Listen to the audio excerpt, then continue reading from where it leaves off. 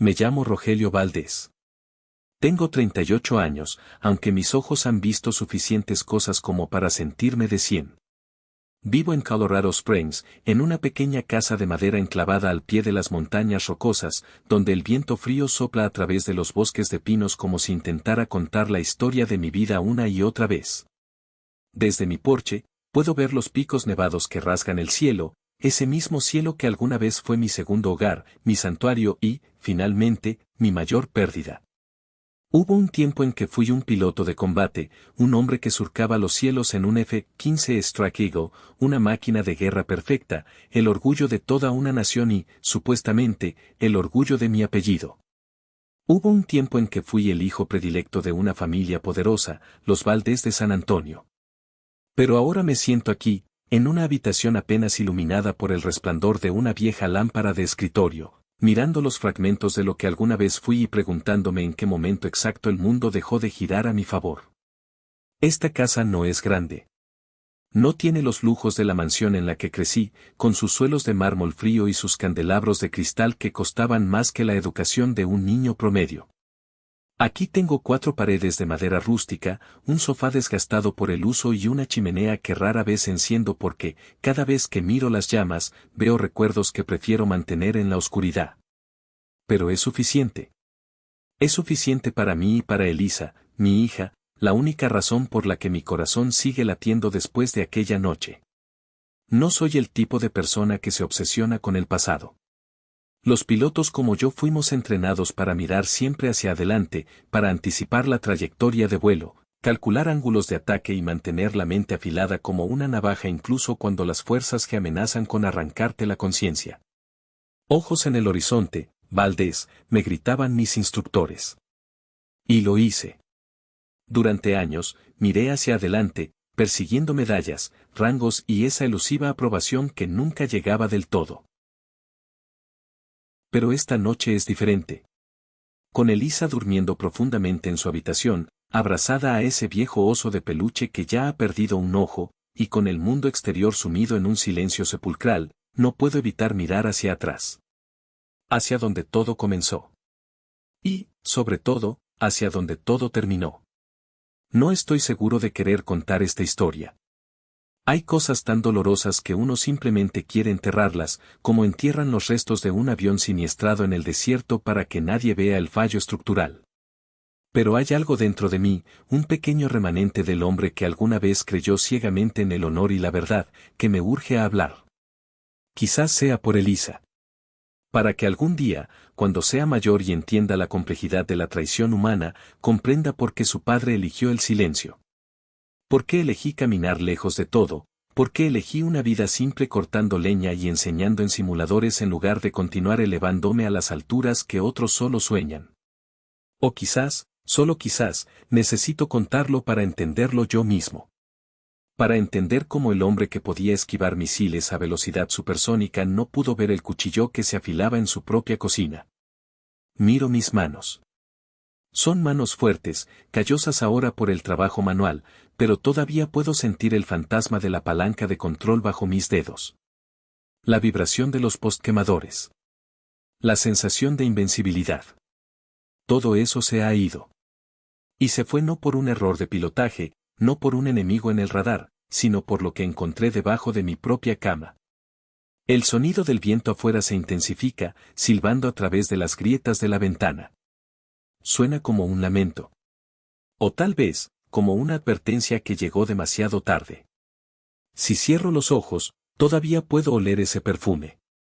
No el de mi esposa, sino ese aroma dulzón y empalagoso que flotaba en el aire de mi casa cuando regresé de Guam. El olor de la traición. Para entender por qué terminé aquí, solo, en una cabaña en las montañas, primero deben entender de dónde vengo. Nací en San Antonio, Texas, pero no en el San Antonio de los turistas y el paseo del río. Nací en el enclave de Ken William, en una mansión histórica tan vasta que cada paso que daba de niño resonaba como si estuviera caminando por un museo vacío. Mi padre, don Augusto Valdés, era un hombre que el mundo conocía a través de sus discursos televisados. Sus apretones de manos firmes con jefes de Estado y esas sonrisas perfectamente ensayadas que practicaba frente al espejo del vestíbulo cada mañana. Era un senador estatal influyente, un hombre de la vieja escuela, conservador, duro como el acero y obsesionado con una sola cosa, la imagen.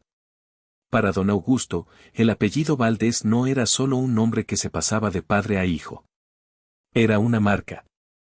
Un símbolo de poder, de rectitud y de honor mexicano-americano. Y yo, Rogelio, el primogénito, fui criado no como un niño, sino como el heredero de esa marca. Mi infancia no estuvo llena de carreras despreocupadas por el parque o de trepar árboles con los vecinos. En su lugar, crecí entre cenas lujosas y aburridas donde tenía que usar un traje a medida desde los 6 años. Ponte derecho, Rogelio, me decía mi padre, con esa voz grave que no admitía réplica.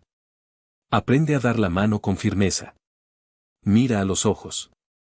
Sonríe, aunque no entiendas de qué diablos están hablando los adultos. Eres un Valdés. No se te permite ser débil. Mi madre, doña Graciela, era una mujer hermosa pero perpetuamente triste. Vivía a la sombra de mi padre, asintiendo a todo lo que él decía, tratando de compensar la frialdad de la casa con abrazos furtivos y cuentos antes de dormir. Pero incluso ella no podía protegerme de las expectativas aplastantes de don Augusto. Y luego estaba Fabián. Mi hermano menor, 3 años más joven que yo. Si yo era el soldado perfecto en el tablero de ajedrez de mi padre, Fabián era la pieza que se negaba a jugar. Mientras a mí me presionaban para sobresalir en matemáticas, historia y deportes de contacto, a Fabián se le permitía ser. Él era el hijo de mamá. Estudiaba arte, pasaba horas encerrado en su cuarto tocando el piano o pintando lienzos abstractos que mi padre miraba con desdén pero que mi madre colgaba con orgullo en el pasillo. No odiaba a Fabián. Al menos, no al principio. Era un buen chico, carismático, siempre sonriendo con esa facilidad que yo nunca tuve. Tenía un don para hacer reír a la gente, para encantar a las mujeres, para salirse con la suya. Pero mentiría si dijera que no sentía una envidia corrosiva en el estómago. Envidia porque él no tenía que llevar el peso del mundo sobre sus hombros. Envidia porque cuando él sacaba una mala nota, mi madre lo consolaba diciendo que era un alma sensible. Cuando yo sacaba una mala nota, mi padre me miraba como si hubiera deshonrado a 5 generaciones de ancestros. Esa presión fue lo que me empujó hacia el cielo. Quería escapar. Quería estar en un lugar donde el apellido Valdés no significara nada, donde lo único que importara fuera mi habilidad y mi coraje. A los 17 años, solicité el ingreso a la Academia de la Fuerza Aérea de los Estados Unidos. Mi padre enfureció. Un piloto, se burló, agitando su copa de brandy. Rogelio, eso es un trabajo de obreros glorificados. Podría ser abogado, juez, gobernador. ¿Por qué elegir un trabajo peligroso donde te tratan como carne de cañón? No le respondí con palabras. Le respondí con silencio y determinación. Me aceptaron. Y el día que me fui, con mi petate al hombro y el uniforme perfectamente planchado, don Augusto no me abrazó. Solo me dijo, bien. Si vas a hacer esto, sé el mejor. No me avergüences. Nunca imaginé que la verdadera vergüenza, la que destruiría nuestra familia, no vendría de mis acciones, sino de las de su hijo favorito, el artista, el alma sensible. Pero en ese entonces, yo era joven, ingenuo y creía que el enemigo siempre estaba frente a ti, nunca a tu espalda. La vida en la academia fue dura, un crisol diseñado para quemar cualquier rastro de debilidad. Pero prosperé. Por primera vez en mi vida, me sentía libre. Conocí a Lorena durante mi último año de entrenamiento. Ella no era parte del mundo militar, ni tampoco de la alta sociedad de San Antonio. Trabajaba como enfermera en el hospital civil cerca de la base. La primera vez que la vi, estaba atendiendo a un cadete que se había torcido el tobillo en una marcha. Tenía el cabello oscuro, cayendo en ondas suaves sobre sus hombros, y una risa que sonaba como música en medio del ruido estéril del hospital. Me enamoré de ella no solo por su belleza, que era innegable, sino porque me escuchaba. Cuando estaba con Lorena, no era el capitán Valdés. No era el hijo del senador. Era solo Rogelio. Podía contarle mis miedos, mis dudas, y ella me miraba con esos ojos grandes y oscuros, asintiendo, haciéndome sentir que, por fin, alguien me entendía. Nos casamos 2 años después, en una ceremonia sencilla en un jardín, muy lejos de la pompa que mi padre hubiera deseado. Don Augusto asistió, por supuesto, pero se pasó la recepción criticando el vino y hablando de política con algunos invitados desafortunados. Fabián también vino. Recuerdo ese día con una claridad dolorosa. Fabián llegó tarde, como siempre, con su traje de lino un poco arrugado y esa sonrisa de disculpa que desarmaba a cualquiera. Traía un regalo bajo el brazo, un lienzo grande cubierto con una tela. Para la pareja más feliz del mundo, dijo, levantando su copa en un brindis. Hermano, has casado a la mujer más hermosa de Texas. Espero que sepas lo afortunado que eres. Luego destapó el cuadro. Era un retrato de Lorena. No de los dos, solo de ella. La había pintado de perfil, mirando hacia una ventana, con una luz suave bañando su rostro. Era una pintura magnífica, llena de detalle y emoción. Demasiada emoción. Recuerdo que sentí una punzada extraña al verla. No eran celos, me dije. Era admiración por el talento de mi hermano. Agradecí el regalo y lo colgué en la sala de nuestra primera casa cerca de la base. Es hermoso, Fabián, dijo Lorena, tocando la tela con delicadeza. Vi cómo sus ojos se cruzaban con los de mi hermano. Hubo un destello, una complicidad silenciosa que duró apenas un segundo antes de que ella se volviera hacia mí y me besara en la mejilla. Gracias por capturarme así, susurró ella. Yo, ciego de amor y orgullo, abracé a mi hermano y besé a mi esposa, creyendo que tenía la vida perfecta. Creía que había logrado lo imposible, tener una carrera exitosa y una familia unida, libre de la toxicidad de mi infancia. Prometí ser un esposo diferente a mi padre. Prometí estar presente. Prometí amarla y protegerla. Pero no sabía que el amor requiere más que promesas. Requiere presencia. Y la Fuerza Aérea, mi otra gran amante, pronto comenzaría a exigirme un precio que no estaba preparado para pagar. Los primeros años de matrimonio pasaron volando, literalmente. Me asignaron al escuadrón de F-15 Strike Eagle, la élite de la élite. Vivir a Mach 2 es embriagador. Cuando estás allí arriba, a 30.000 pies, viendo la curvatura de la Tierra, te sientes un dios. Pero cada vez que aterrizaba, la realidad me golpeaba. Elisa nació en una noche tormentosa. Cuando sostuve a mi hija por primera vez, tan pequeña y frágil, lloré. Lloré como nunca lo había hecho. Le prometí en silencio que ella nunca sentiría el frío que yo sentí con mi padre. Pero las promesas de un piloto chocan con la realidad del servicio. Las implementaciones comenzaron. 3 meses en Alemania. 4 meses en Japón. Ejercicios en el desierto de Nadara. Cada vez que me iba, dejaba a una Lorena llorosa en la puerta y a una Elisa que crecía un poco más cada vez que regresaba. Traté de compensarlo. Como buen Valdés, traté de solucionar los problemas con provisión. Compré una casa más grande en una buena zona suburbana cerca de Colorado Springs. Le compré a Lorena un coche nuevo.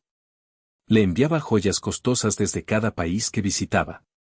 Pensaba que eso era amor. Pensaba que asegurándome de que no les faltara nada material, estaba cumpliendo mi deber.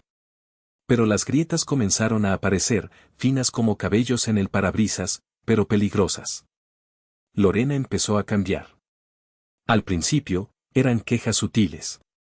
Nunca estás aquí cuando se rompe la tubería, Elisa tuvo fiebre y tuve que ir sola al hospital. Yo me disculpaba, me sentía culpable, pero luego llegaba otra orden de misión y me iba de nuevo. Era mi deber. Era mi trabajo. ¿No entendía ella que lo hacía por nosotros?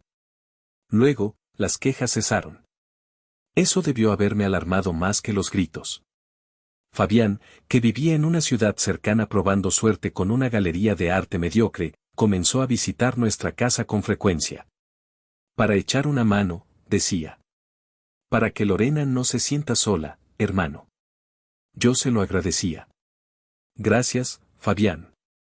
Eres un salvavidas, le decía por teléfono desde una base en el otro lado del mundo. No te preocupes, Rogelio, respondía él, con esa voz suave. La familia es lo primero. Cuido de tus chicas. Empecé a notar detalles en las videollamadas. Un cuadro nuevo colgado en la pared que yo no había comprado. Regalo de Fabián, decía Lorena. El jardín, que yo nunca tenía tiempo de cuidar, estaba impecable, lleno de rosas y dalias. Fabián vino el fin de semana y lo arregló, explicaba ella con una sonrisa brillante, más brillante de lo que había sido conmigo en años. Es un buen tío, decía yo, tragándome una extraña sensación amarga en la garganta. ¿Por qué mi hermano, el artista perezoso, de repente se comportaba como el hombre de la casa? Me convencí de que eran celos irracionales. Mi hermano siempre había sido el favorito de mi madre, el consentido. Quizás solo estaba tratando de madurar. Quizás estaba tratando de ser el hermano que nunca fue. Confiaba en él. Era mi sangre. Y Lorena. Lorena era mi esposa. La madre de mi hija. Dudar de ella me parecía el peor de los pecados. Pero la duda es como el óxido en el fuselaje, si no la tratas a tiempo, se come la estructura desde adentro. Y yo estaba a punto de descubrir que mi estructura ya estaba podrida. La misión que cambió todo fue un despliegue de 6 meses en la base de la Fuerza Aérea Andersen, en Guam. Era una misión crítica, llena de patrullas nocturnas agotadoras y tensiones geopolíticas crecientes en el Pacífico. El calor húmedo de la isla era sofocante, pegándose a la piel como una segunda capa de ropa, pero nada se comparaba con el frío que sentía cada vez que intentaba llamar a casa. La diferencia horaria era brutal, pero yo siempre ponía mi alarma a horas intempestivas para poder hablar con ellas antes de que Elisa se fuera a la escuela o antes de que se durmieran. Al principio, Lorena contestaba. Pero a medida que pasaban las semanas, sus respuestas se volvieron esporádicas. Estoy cansada, Rogelio, hoy tuve un día largo, Elisa está haciendo la tarea, no la distraigas. Sus ojos, a través de la pantalla pixelada del teléfono satelital, evitaban los míos. Se la veía más arreglada de lo habitual para estar en casa un martes por la noche. Labios rojos, blusas de seda, el cabello perfectamente peinado. Te ves hermosa, mi amor, le dije una vez. Solo me arreglé para mí misma, respondió ella secamente, mirando hacia un lado, como si hubiera alguien más en la habitación. La señal de alarma definitiva llegó un mes antes de mi regreso programado. Era el cumpleaños de Elisa. Llamé con un pastelito en la mano y una vela encendida, cantando las mañanitas a través de la pantalla. Elisa, que acababa de cumplir 8 años, sonreía, pero había una sombra de ansiedad en su carita. Hablamos un rato. Ella me contó sobre la escuela, sobre sus dibujos. Y entonces, con esa inocencia brutal que solo los niños poseen, soltó la bomba. Papá, ¿cuándo vuelves? Preguntó. Pronto, princesa. En unas semanas. Qué bueno, dijo ella en voz baja. Así el tío Fabián ya no tendrá que dormir en tu lado de la cama. El mundo se detuvo. El zumbido de los generadores de la base desapareció. Sentí que la sangre se drenaba de mi cara. ¿Qué dijiste, Elisa? Pregunté, esforzándome por mantener la voz estable. El tío Fabián empezó a decir, pero de repente miró hacia arriba, asustada. Escuché la voz de Lorena fuera de cámara, aguda y nerviosa. Elisa. Ven a cenar. Deja el teléfono. Lorena apareció en la pantalla segundos después, arrebatando el teléfono. Su rostro estaba pálido. Rogelio, no le hagas caso. Está inventando cosas. Fabián se quedó una noche porque se rompió la calefacción de su apartamento y hacía mucho frío. Durmió en el sofá. Elisa tuvo una pesadilla y él subió a leerle un cuento. Eso es todo. La miré. Quería creerle. Dios sabe cuánto quería creerle. ¿Durmió en el sofá? Repetí. Sí, claro. ¿Qué te pasa? ¿Estás celoso de tu propio hermano? Estás paranoico por el estrés de la misión. Necesitas descansar. Ella colgó poco después, dejándome mirando la pantalla negra de mi teléfono a miles de kilómetros de distancia. Paranoico. Esa palabra resonó en mi cabeza durante días. ¿Estaba loco? ¿Estaba el estrés de combate afectando mi juicio? Fabián era mi hermano. Lorena me amaba. Pero el instinto de un piloto rara vez falla. Cuando tu instinto te dice que hay un misil bloqueado en tu cola, no esperas a ver el humo, maniobras. Y yo decidí maniobrar. Solicité un permiso especial. Había acumulado suficientes días y mi comandante, viendo mi estado mental deteriorado, aprobó mi regreso anticipado.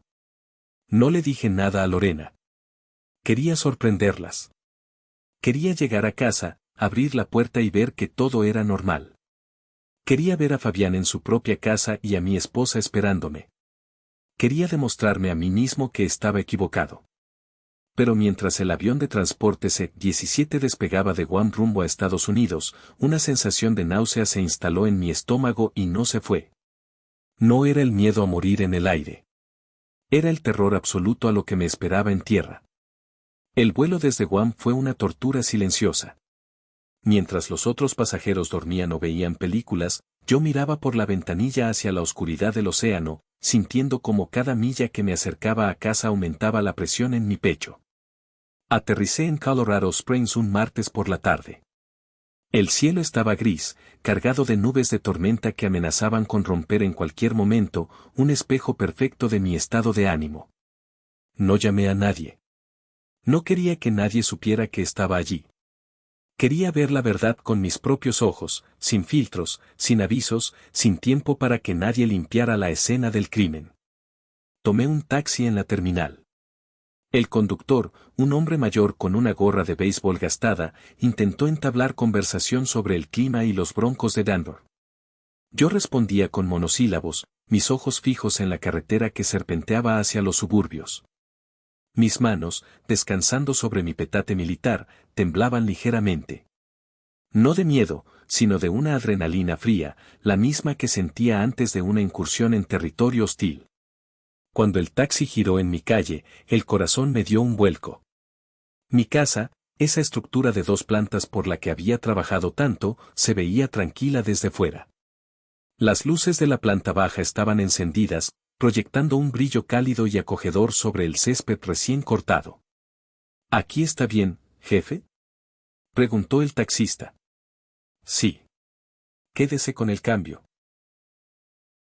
Bajé del coche y me quedé parado en la acera un momento, respirando el aire frío de la montaña. Olía a pino y a lluvia inminente. Pero había algo más. Algo que no encajaba. Caminé por el sendero de entrada, mis botas haciendo crujir la grava. Y entonces lo vi. Aparcado en el lateral de la casa, medio oculto por la sombra del gran roble que habíamos plantado cuando Elisa nació, estaba el coche.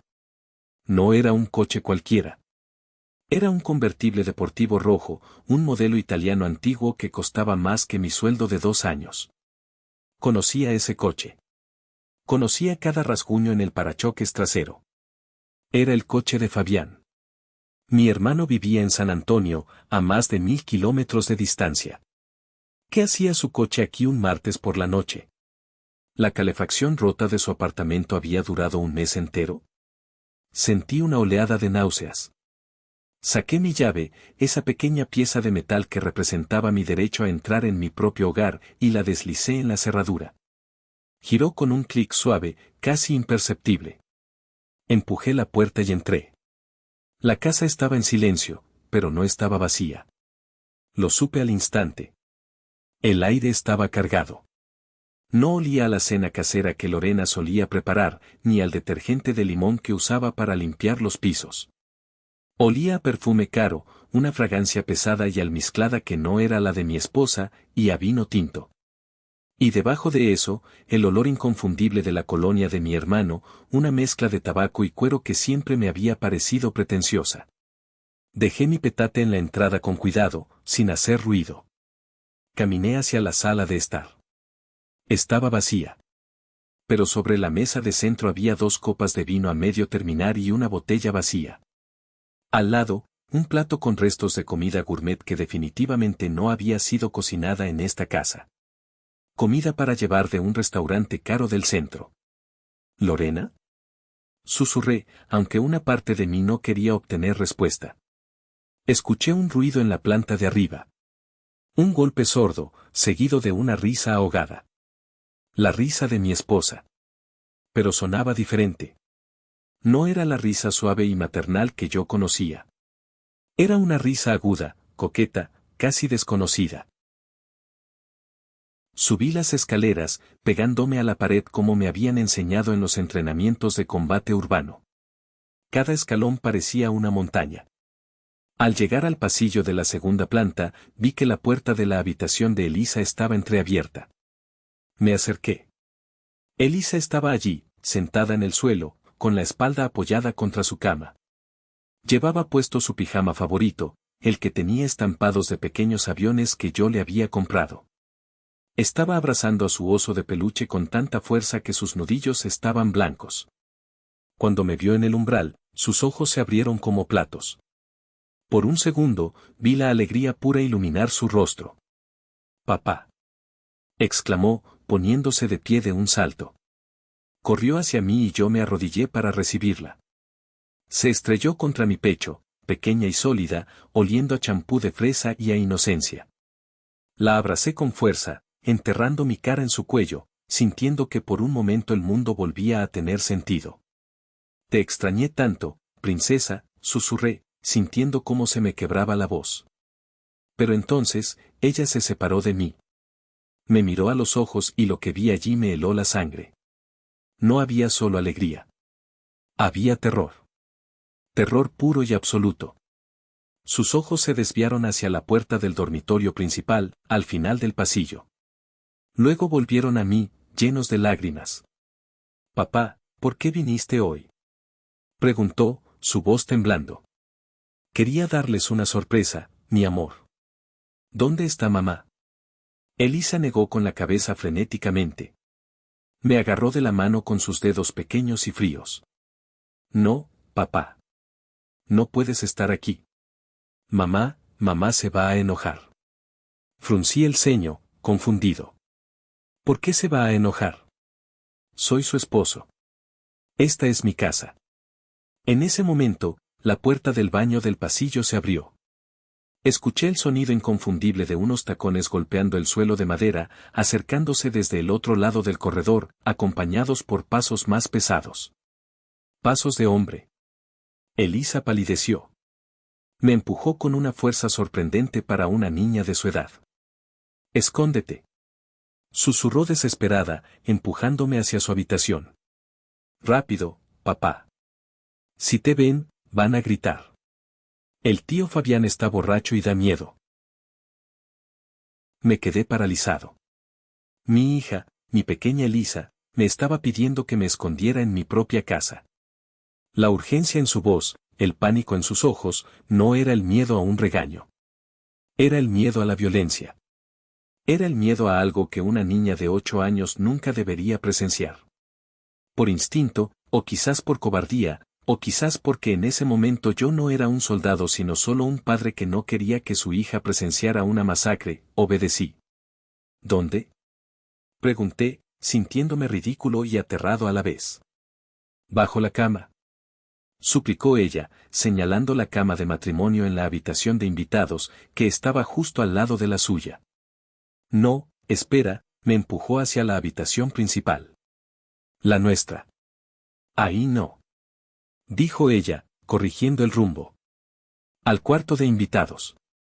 «Rápido». Me deslicé dentro de la habitación de invitados, la que estaba frente a la nuestra. Me tiré al suelo y me arrastré bajo la cama. El espacio era estrecho, olía a polvo y a encierro. Me sentí el ser más patético de la tierra. Un comandante de la Fuerza Aérea, un hombre que había volado a través de tormentas y fuego antiaéreo, escondido bajo una cama como un amante culpable o un ladrón asustado. Pero entonces, escuché las voces. Y supe que había tomado la decisión correcta. Porque si hubiera estado de pie cuando ellos entraron, los habría matado a los dos. Desde mi posición, solo podía ver una franja limitada del suelo de madera del pasillo a través de la puerta entreabierta. Vi unos zapatos de tacón rojo. Los reconocí. Se los había regalado a Lorena por nuestro aniversario hacía 2 años. Y junto a ellos, unos mocasines de cuero italiano. Los zapatos de Fabián. Se detuvieron justo frente a la puerta donde yo estaba escondido. ¿Escuchaste algo?, preguntó Fabián. Su voz sonaba pastosa, arrastrando las palabras. Estaba borracho, tal como Elisa había dicho. Debe ser Elisa jugando con ese estúpido oso, respondió Lorena.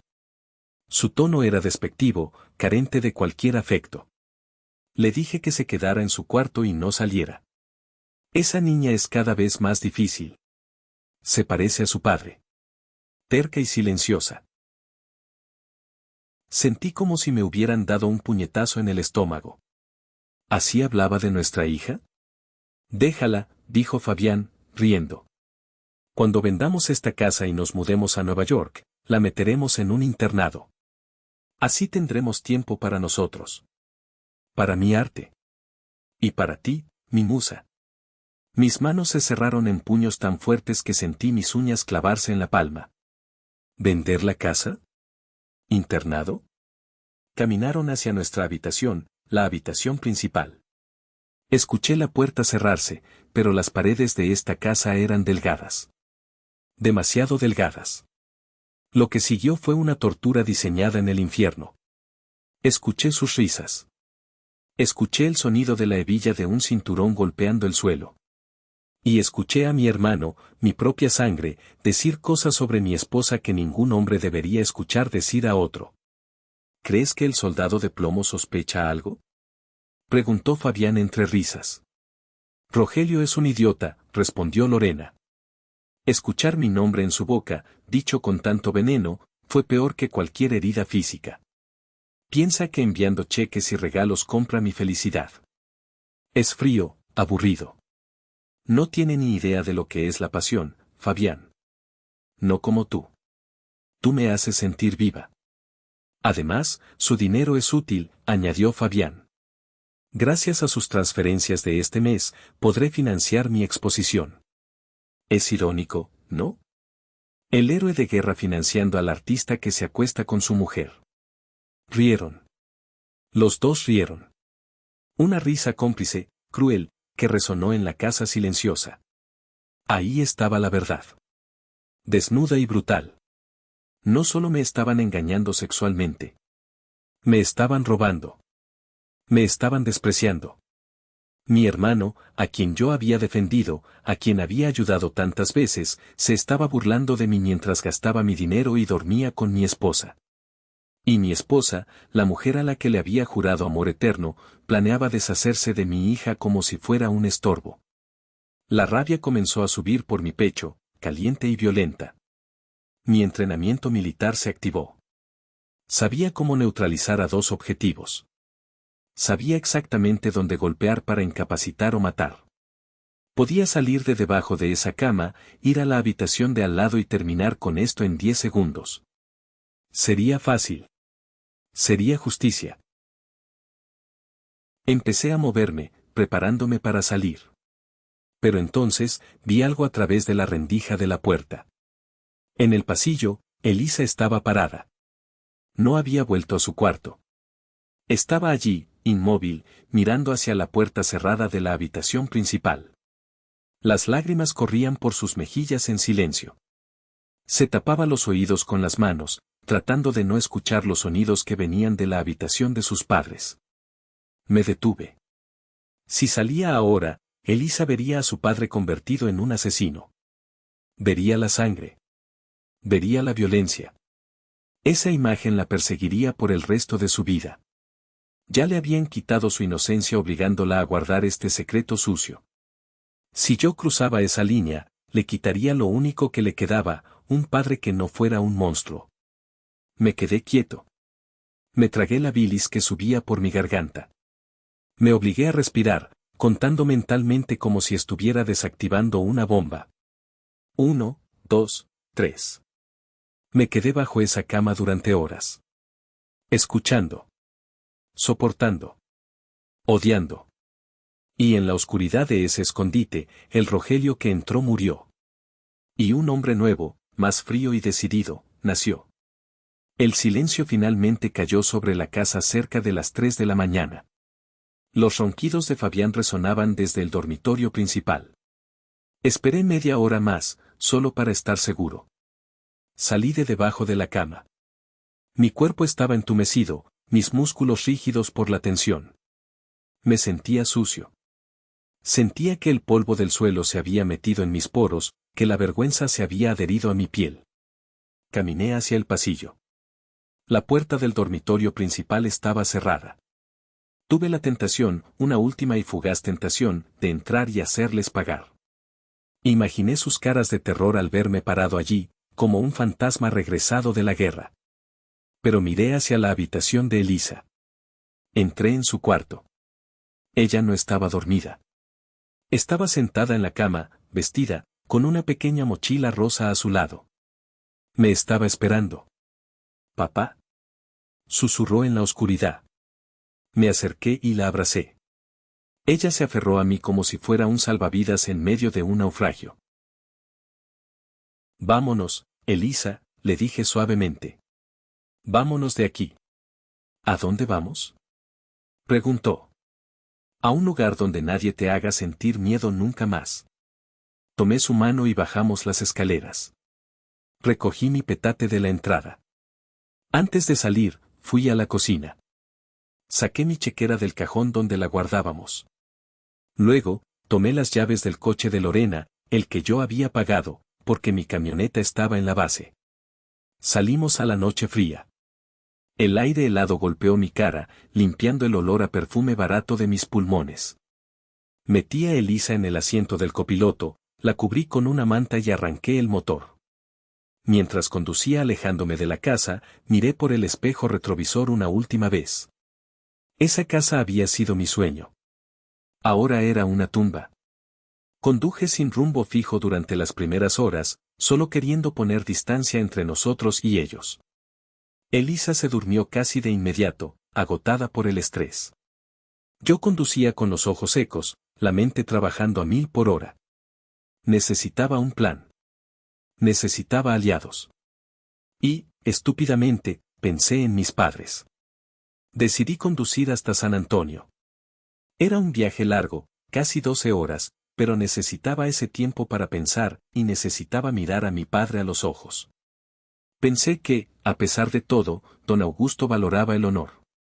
Pensé que cuando supiera lo que Fabián había hecho, deshonrar a la familia, robar a su hermano, traicionar la sangre, su ira caería sobre él como un martillo. Qué equivocado estaba. No sabía que el honor de los Valdés era solo una fachada, tan frágil como una capa de pintura sobre madera podrida. Llegamos a la mansión de Ken William al mediodía del día siguiente. Estaba agotado, con los ojos inyectados en sangre y la ropa arrugada, pero mi mente estaba clara. La empleada doméstica nos abrió la puerta, sorprendida. «Don Rogelio». ¡Qué sorpresa! Entré, llevando a Elisa de la mano.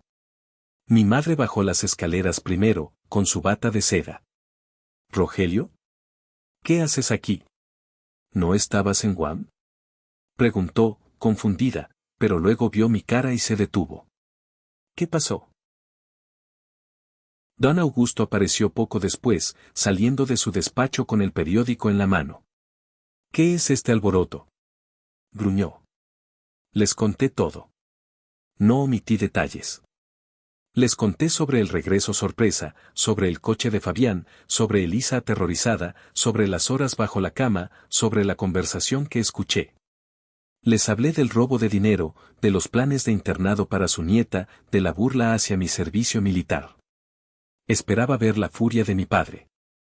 Esperaba verlo levantar el teléfono y desheredar a Fabián. Esperaba ver a mi madre llorar por mí, por el dolor de su hijo mayor. Pero cuando terminé, hubo silencio. Un silencio largo y pesado. Mi madre se llevó la mano a la boca, sollozando suavemente. «Oh, Fabián, mi pobre niño, siempre has sido tan impulsivo». La miré, atónito. «¿Impulsivo? Madre, se está acostando con mi esposa». Está robando mi dinero. Don Augusto se acercó a la ventana, dándome la espalda. Se quedó allí unos minutos, mirando hacia el jardín perfectamente cuidado. Esto es un desastre, dijo finalmente. Su voz era fría, calculadora. Un absoluto desastre político. Me giré hacia él. ¿Político? Papá, tu hijo me traicionó. Mi esposa me traicionó. Él se dio la vuelta y me miró con esos ojos de acero que tanto temía de niño. Pero ahora no sentí miedo. Sentí asco. Rogelio, escúchame bien. Estamos en año de elecciones. Si esto sale a la luz. Hijo de senador se acuesta con la esposa de su hermano héroe de guerra, sería el fin. Los periódicos nos destrozarían. Nos convertirían en el hazmerreír de Texas. ¿Y eso es lo que te importa? Pregunté, mi voz subiendo de tono. ¿Tu campaña? Me importa el apellido, replicó él, golpeando la mesa. El apellido que tú llevas. Tienes que manejar esto con discreción. Divórciate de ella, claro. Es una puta. Pero hazlo en silencio. Cita diferencias irreconciliables. Dale la casa si es necesario para que cierre la boca. ¿Y sobre Fabián? Hizo una pausa, suspirando. Fabián es débil. Tú eres fuerte. Siempre lo has sido. Él no sobrevivirá si lo destruyes. Déjalo ir. Le diré que se vaya a Europa una temporada. Me quedé allí, de pie en el centro de la sala donde había aprendido a caminar, y sentí cómo se rompía el último vínculo que me ataba a mi pasado. Miré a mi madre. Ella evitó mi mirada, secándose las lágrimas. Rogelio, por favor, es tu hermano. Él te quiere, a su manera extraña, tal vez Lorena lo sedujo, ella es la culpable. Solté una risa amarga. Una risa que asustó a Elisa, quien se apretó contra mi pierna. Son tal para cual, dije, mirando a mis padres. Ustedes crearon a Fabián. Lo alimentaron con su indulgencia y ahora él me ha devorado. Y tú, padre, hablas de honor, pero no tienes ni idea de lo que significa esa palabra. El honor no es lo que dicen los periódicos. El honor es lo que haces cuando nadie te mira. Y ustedes no tienen nada. Tomé a Elisa en brazos. Me voy. Y no esperen verme nunca más. Su hijo Rogelio murió en esa casa anoche. Si sales por esa puerta y haces un escándalo, te desheredo. Gritó mi padre, perdiendo la compostura por primera vez. Me detuve en el umbral, sin voltearme. Quédate con tu dinero, viejo. Yo tengo algo que tú nunca tendrás. Tengo la conciencia tranquila. Salí de la mansión y no miré atrás. Regresé a Colorado 2 días después. Dejé a Elisa con una antigua compañera de la academia en quien confiaba plenamente, una mujer dura que sabía guardar secretos. No quería que mi hija presenciara lo que iba a hacer a continuación. No fui a la casa. Fui a un café en el centro de la ciudad, un lugar público, neutral. Llamé a Lorena. Le dije que sabía que Fabián estaba allí y que quería verlos a los dos. Les dije que si no venían, iría directamente a la policía militar. Llegaron juntos. Lorena llevaba gafas de sol grandes para ocultar sus ojos hinchados. Fabián lucía nervioso, mirando a todos lados como una rata acorralada. Se sentaron frente a mí. Yo no había pedido nada. Solo tenía un sobremanila sobre la mesa y mi anillo de matrimonio. Rogelio, comenzó Lorena, su voz temblorosa. ¿Podemos explicarlo? Levanté la mano y ella cayó. No quiero explicaciones, dije. Mi voz era tranquila, aterradoramente tranquila. No había gritos. No había drama. Sé todo. Sé desde cuándo. Sé sobre el dinero. Sé sobre el internado. Fabián palideció. ¿Cómo? No importa cómo. Lo que importa es lo que va a pasar ahora. Deslicé el sobre hacia ellos. Ahí están los papeles del divorcio. Ya están firmados por mí. Te quedas con la casa, Lorena. Está hipotecada hasta el techo de todas formas, y sé que no podrás pagarla sin mi sueldo. Ella parpadeó, sorprendida. ¿Me das la casa? Es un regalo envenenado y lo sabes, continué. Pero a cambio, yo me quedo con la custodia total de Elisa. Tú renuncias a todos tus derechos parentales. Ahora. No puedes quitarme a mi hija. Chilló ella, atrayendo las miradas de otras mesas. Puedo y lo haré, me incliné hacia adelante, bajando la voz. Porque si no firmas eso, publicaré las grabaciones de lo que ustedes dos dijeron esa noche. Enviaré copias a los socios de papá. Enviaré copias a tus amigos del club de caridad. Y te aseguro, Lorena, que en este pueblo conservador, nadie invitará a la mujer que se acuesta con su cuñado mientras su esposo defiende al país. Y Fabián, papá ya sabe lo que eres. No te va a salvar esta vez. Fabián agachó la cabeza, derrotado. Sabía que yo tenía el control. Sabía que don Augusto preferiría sacrificarlo a él antes que perder una elección. Lorena miró a Fabián buscando apoyo, pero él no la miró. Ahí estaba la lealtad de su amante. En el primer momento de presión, se rompió. Con manos temblorosas, Lorena tomó el bolígrafo. Lloraba, pero no eran lágrimas de arrepentimiento. Eran lágrimas de frustración por haber perdido la partida. Firmó. Tomé los papeles y los guardé. Luego, me quité el anillo de oro que había llevado durante 10 años. Lo miré por un segundo. Pesaba menos de lo que recordaba. Lo puse sobre la mesa, justo frente a Fabián. Si quieres ser su esposo, toma el anillo. Pero te advierto, hermano, esa mujer te engañará a ti también. Porque quien traiciona una vez, traiciona siempre. Y tú te mereces cada segundo de la vida miserable que van a tener juntos. Me levanté. Me sentí ligero. Por primera vez en meses, podía respirar. No se acerquen a Elisa, dije como despedida. Si veo su coche cerca de mi hija, no seré tan civilizado la próxima vez. Salí del café y caminé hacia mi coche. El sol brillaba sobre las montañas. El aire era nítido. Había perdido a mi esposa, a mi hermano y a mis padres en menos de 48 horas. Estaba solo. Estaba en bancarrota emocional. Pero era libre. Los meses que siguieron al divorcio fueron, irónicamente, más difíciles que cualquier entrenamiento de supervivencia que hubiera realizado en la selva o en el desierto. En el ejército, te dan un manual para todo.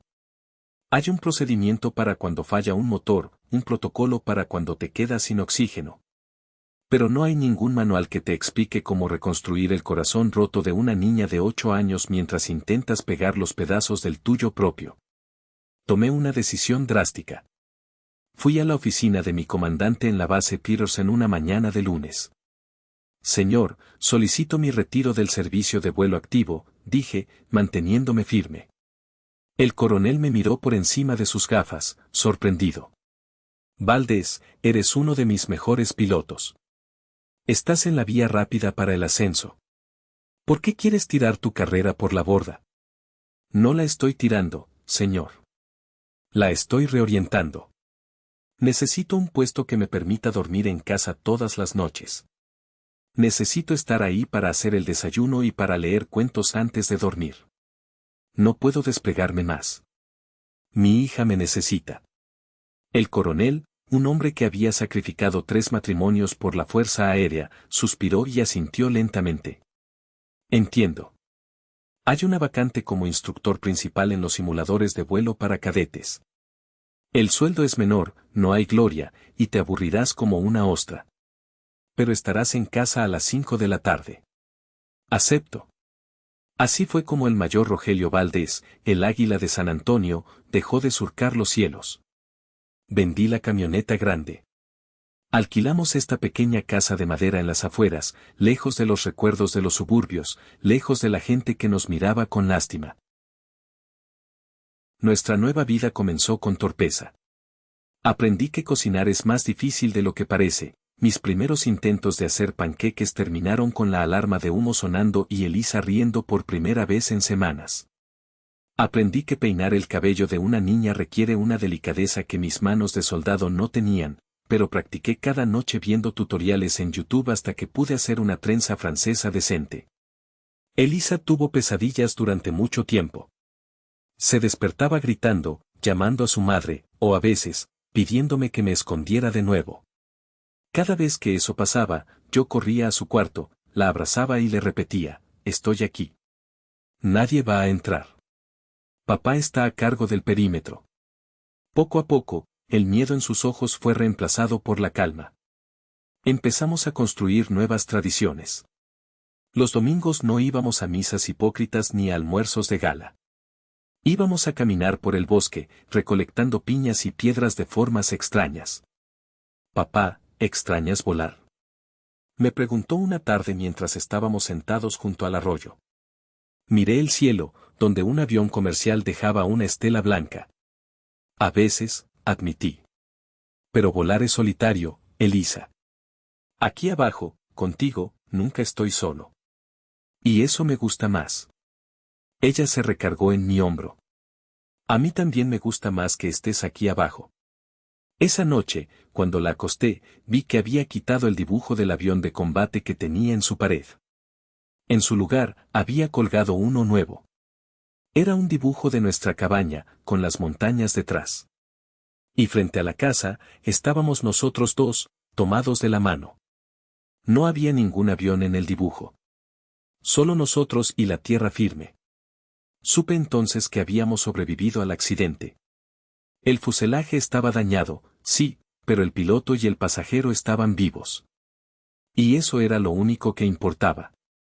2 años después, cuando Elisa tenía 10 años, recibí una invitación de su escuela.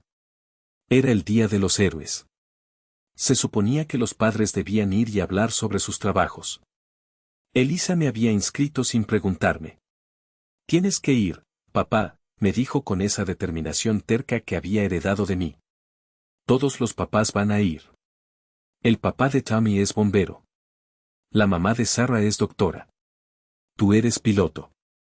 Tienes que ir con tu uniforme. Dudé. Mi uniforme de vuelo estaba guardado en una caja en el armario, oliendo a naftalina. Sentía que ese uniforme pertenecía a otro hombre, a una vida que ya no era la mía. Me sentía un fraude. ¿Qué clase de héroe se esconde bajo una cama? ¿Qué clase de héroe deja que su hermano le robe a su esposa? Pero no podía decirle que no a Elisa. El día del evento, me puse mi traje de vuelo verde oliva. Me quedaba un poco más holgado que antes, había perdido peso. Me miré al espejo y vi las canas que habían aparecido en mis sienes. No veía a un guerrero. Veía a un superviviente cansado. La escuela estaba llena de ruido. Niños corriendo, padres presumiendo. Cuando llegó mi turno, subí al escenario del gimnasio. Me sentía más nervioso frente a esos 50 niños y sus padres que cuando tenía que aterrizar en un portaaviones con tormenta. Hablé brevemente sobre la física del vuelo, sobre la velocidad, sobre cómo se ve el mundo desde arriba. Los niños escuchaban con la boca abierta. Pero yo me sentía vacío. Eran solo datos técnicos. Y ahora, dijo la maestra, la señora Mellor, Elisa nos dirá por qué eligió a su papá. Elisa subió al escenario. Se veía tan grande, tan segura de sí misma. Tomó el micrófono, que acopló un poco, y miró a la audiencia. Luego me miró a mí. Mi papá sabe volar los aviones más rápidos del mundo, comenzó ella. Él podía ir más rápido que el sonido. ¡Boom! Como un trueno. Los niños hicieron oh. Pero eso no es por lo que es mi héroe, continuó Elisa, y su voz se volvió más seria. Él es mi héroe porque cuando mi vida se rompió, él dejó de volar para quedarse conmigo en el suelo. Él me enseñó que ser valiente no es solo pelear con los malos en el cielo. Ser valiente es hacer trenzas aunque te duelan los dedos. Ser valiente es cocinar huevos aunque se quemen. Hubo algunas risas suaves en la audiencia. Yo sentí un nudo en la garganta. Mi papá me salvó, dijo ella, mirándome directamente a los ojos, ignorando a todos los demás. Él me sacó de la oscuridad. Él me enseñó que aunque las personas que deberían amarte te lastimen, siempre habrá alguien que se quede. Él aterrizó su avión para siempre solo para asegurarse de que yo estuviera a salvo. Y por eso, él es el mejor piloto de la historia. El gimnasio quedó en silencio por un segundo, y luego estalló en aplausos. No eran aplausos de cortesía. Vi a otros padres secándose las lágrimas. Vi a la maestra asentir con una sonrisa triste. Pero yo no escuchaba los aplausos. Solo veía a mi hija. En ese momento, comprendí finalmente lo que mi padre nunca entendió. El honor no es una medalla en el pecho. El honor no es un apellido limpio en un periódico. El honor es esto. Es la mirada de tu hijo diciéndote que hiciste lo correcto. Bajé del escenario y la abracé. No me importó que los otros padres miraran. Lloré. Lloré por primera vez desde aquella noche en el coche. Lloré por el dolor que había guardado, por la rabia que había tragado, y por el inmenso amor que sentía por esta pequeña persona que me había salvado tanto como yo a ella. Lo hiciste bien, papá, me susurró ella. Tú lo hiciste mejor, capitana, respondí. Epílogo, donde el cielo toca la tierra, ONKT, Nibutri CHMMTT, STCTIN, 800T, han pasado 5 años desde ese día. Elisa ya es una adolescente, con sus propios sueños y secretos, pero nuestro vínculo sigue siendo inquebrantable. Todavía vivimos en la cabaña. No necesitamos más. A veces, las noticias del mundo exterior llegan a nuestra burbuja de paz. Supe que Fabián y Lorena duraron menos de un año juntos. Sin mi dinero para financiar sus caprichos, el amor apasionado se convirtió rápidamente en recriminaciones y deudas. Fabián intentó vender sus cuadros en Nueva York, pero fracasó miserablemente. Terminó trabajando en una tienda de marcos, viviendo en un apartamento compartido. Me envió una carta hace 2 años, pidiéndome perdón y dinero. Quemé la carta en la chimenea sin abrirla. Lorena intentó volver a contactarme cuando su belleza comenzó a desvanecerse y se dio cuenta de que ningún otro hombre iba a mantenerla como una reina. Me dejó mensajes de voz llorando, diciendo que extrañaba a su hija. Dejé que Elisa decidiera si quería verla. Elisa escuchó los mensajes, con el rostro impasible, y luego borró el buzón de voz. No conozco a esa mujer, dijo. Y eso fue todo. Mi padre, don Augusto, murió el año pasado de un ataque al corazón. Murió solo en su gran mansión, rodeado de sus premios y sus recortes de periódico. Fui al funeral, no por él, sino por mi madre. Me paré frente a su ataúd y no sentí nada. Ni odio, ni amor. Solo indiferencia. Él había elegido su legado, el apellido Valdés. Yo había elegido el mío, Elisa. Mi madre, doña Graciela, ahora vive en una residencia de ancianos. La visitamos de vez en cuando. Ella intenta conectar con Elisa, pero el daño está hecho. Es una abuela distante, una extraña que comparte nuestro ADN pero no nuestra historia. Ahora, sentado en mi porche, con el sol poniéndose detrás de las montañas rocosas, tiñendo el cielo de naranja y violeta, finalmente entiendo mi viaje. Muchos me preguntan si me arrepiento. Me preguntan si extraño la adrenalina, el poder, la sensación de ser un dios en las alturas. Y les digo la verdad, extraño el cielo, sí. Pero no extraño al hombre que era cuando volaba en él. Ese hombre estaba buscando la aprobación de un padre que no lo amaba y el amor de una mujer que lo engañaba. El hombre que soy ahora, el hombre que corta leña y enseña a los cadetes a no cometer errores, ese hombre es real. Este hombre es feliz. Miro mi reloj. Elisa llegará pronto de su práctica de fútbol. Tengo que entrar y preparar la cena. Hoy toca pasta, y prometí que esta vez no quemaría la salsa.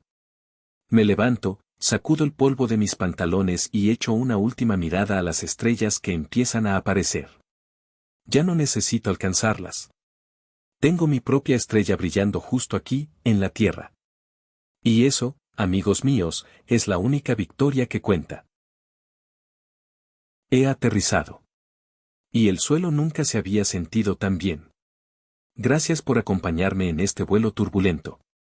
Esta fue mi historia, la historia de cómo perdí todo para ganar lo único que importaba. Sé que muchos de ustedes han pasado por traiciones. Quizás no bajo una cama, quizás no con un hermano, pero conocen el dolor. Quiero decirles algo, se puede aterrizar. Se puede sobrevivir al choque y caminar lejos de los restos. No dejen que el odio los consuma. El mejor castigo para quienes los lastimaron es que ustedes sean felices sin ellos. Si esta historia les ha movido algo por dentro, si les ha hecho pensar en sus propias familias, por favor, denle un me gusta a este video y compártanlo. Ayuda a que más personas sepan que no están solas. Y si aún no son parte de nuestra comunidad, suscríbanse al canal. Aquí contamos las verdades que otros callan. Soy Rogelio, cambio y fuera.